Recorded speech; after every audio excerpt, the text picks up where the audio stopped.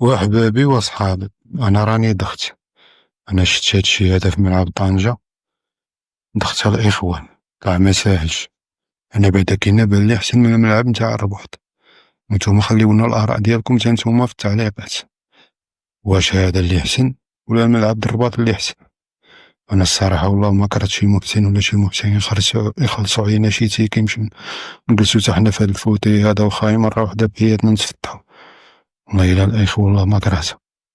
ديك الشي أخوتي زايد. أنا تنظن هادشي هادا ما تلقاش حتى في الملاعب الأوروبية، ما تلقاهش نهائيا، حتى هي تقريبا ما تلقاش.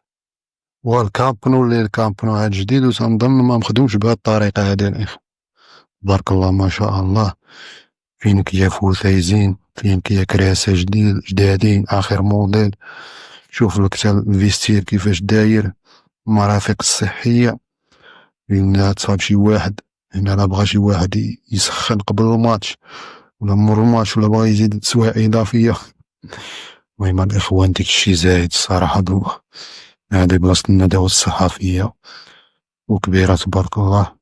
وهاد القاعة نتاع الصحافة أنا تشهيت فيها شي عراسية تكون في عادات تاركة الإخوان، ولا شي سبوع. تبارك الله ما شاء الله، الله يحفظنا من العين ولا يحفظ بلادنا من العين. وشي وحدين بعدا هكا راه غادي يموتو بالفقصان الإخوة.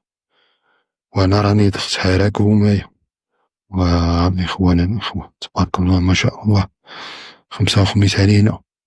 المهم الإخوة نخليو لي التعاليق ديالكم، واش هاد التيران تاع طنجة اللي مخدوم بواحد الدقة والاحترافية، ولا الملعب تاع الرباط؟